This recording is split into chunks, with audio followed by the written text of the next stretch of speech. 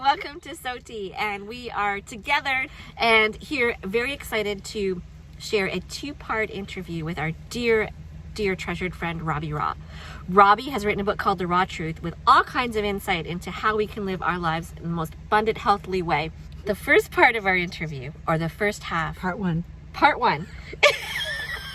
is Robbie's testimony, which gives you great insight as to what gave her this deep-rooted passion to help others live life healthy and abundantly. Yeah, she really has such insight into the fact that our bodies are a temple and need to be cared for. And Robbie will give you great insights. You're going to love listening to her today. Cyndi, should we go to air?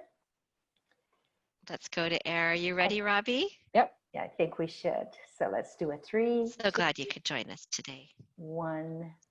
Action. Welcome to SOWTI, the combination of our ministries. And we are so excited today because we have a special guest. Robbie Raugh is here with us. And Robbie is here to give us all kinds of advice, share her story, and give us advice on staying healthy during these times. Because I don't know about you ladies, but I've been eating like I've been on vacation for 2 months and I'm getting tired of it. And Robbie, when we think of you, we think of health and fitness, and what a wonderful opportunity this is for us to be challenged and inspired by you tonight. You've written a book, The Raw Truth, and you can tell us a bit about that. And at the end, we'll make sure that everybody knows how they can get in touch with you. But we want to hear a little bit about you and your family and what your day has looked like today even. Well, thank you. Well, I think, everyone that I talk to is concerned about gaining what I call the quarantine 15. Because, it is a concern for all. But so, I'm a registered nurse by trade. I'm a nutritionist, and I'm here in my home with my 2 daughters who have been transported from being in school. One's in med school and the other one's at Moody Bible in Chicago. And of course their schools closed down. So they came home, which I was so excited about. To have this time has been so incredibly special for us. I just cherish every single minute. I'm hanging on every word they say because I know we're never going to have it again, probably. So yeah, my husband is working from home, kind of, half working, half kind of what I'm doing, half working, half trying to spend family time. But, my career started, I started being preoccupied with my weight when I was a teenager. I always felt like I was fat. Somebody made a comment to me, actually my brother-in-law made a comment to me. He's no longer my brother-in-law, but he made a comment that I had ham hocks for legs and that I was fat. And it just kind of clicked in my mind. I was at this very vulnerable stage in my life. And so I started crazily dieting. Everything revolved around my weight, whether I had a good day or a bad day, it all revolved around the scale. And that was so very unhealthy. And I was exercising like a crazy person and dieting and on every diet in the book. My mother used to say, what diet are you on now? The no fat diet or a low calorie diet? Or, Yes, I tried them all. And diets don't work, by the way. But so I also started nursing at that time. And I realized somehow during that time that everybody that was in the hospital could have, not everybody, but a lot of people who had been in the hospital could have prevented that hospitalization or that high blood pressure, high cholesterol, diabetes, heart disease, had they changed their diet and their lifestyle habit. And no one was talking about it. I'm like, I don't know. I've always was interested in health. So I always was into health. I had started working out, obviously, and stuff like that. But long story short, I was very frustrated as a nurse. And I felt like I need to be on the other end of nursing, which I call preventative nursing now. Yes. And so I ended up telling my mom I wanted to leave nursing to work in the fitness industry. And she's like, what? We put you through school for this. So long story short, I did kind of both for a while and then transitioned out of the hospital completely. But I started working in a gym and I started teaching classes, and I started eating more because I needed more calories. And I found out that calories in, calories out matter, but it's also the way that food impacts your body.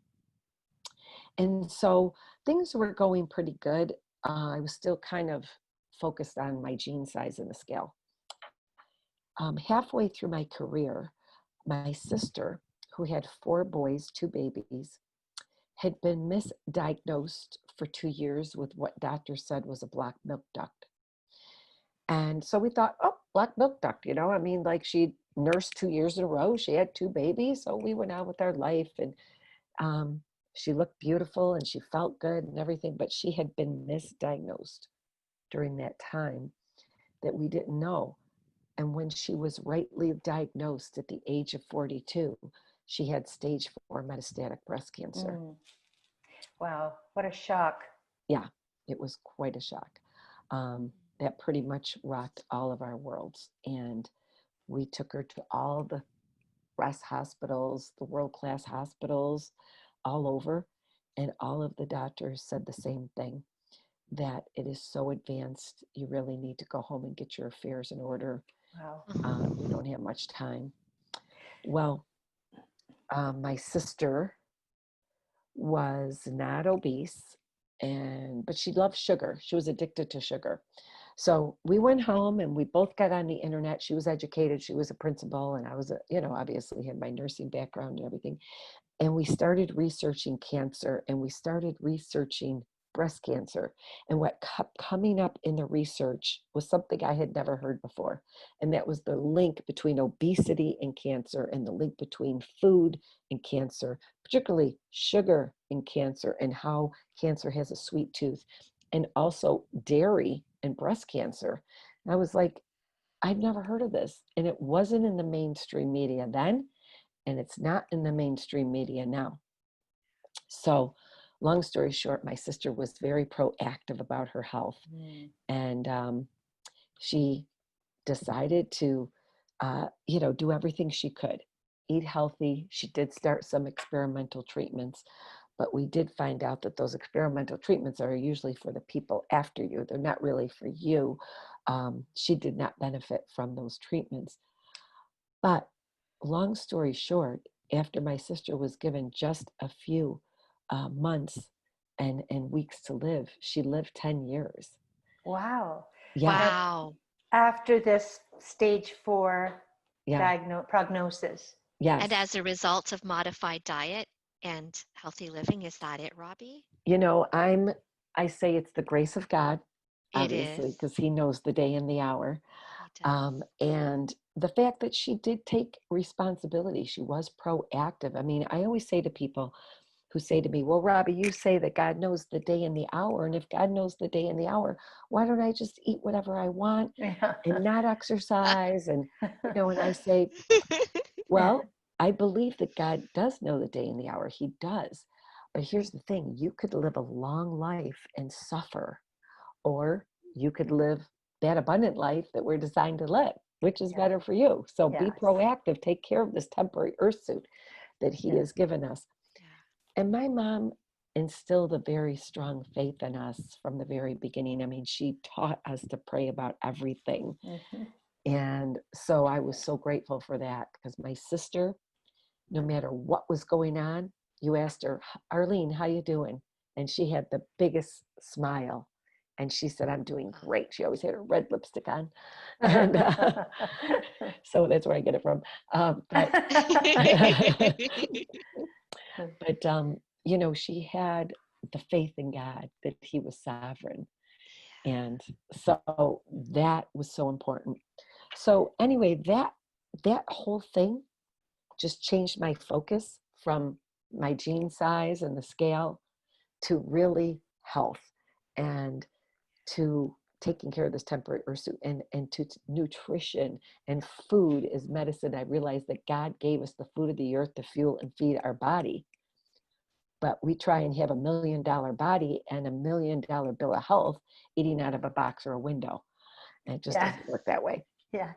Part 2 of Robbie's interview will share all of her insights and tips about how we can live our lives healthy every day, not just during regular days, but even during COVID. Yeah. I want to encourage you to pick up the Raw Truth Recharge. It's available at any online bookstore, Robbie? Yes. And my website is RobbieRaugh.com.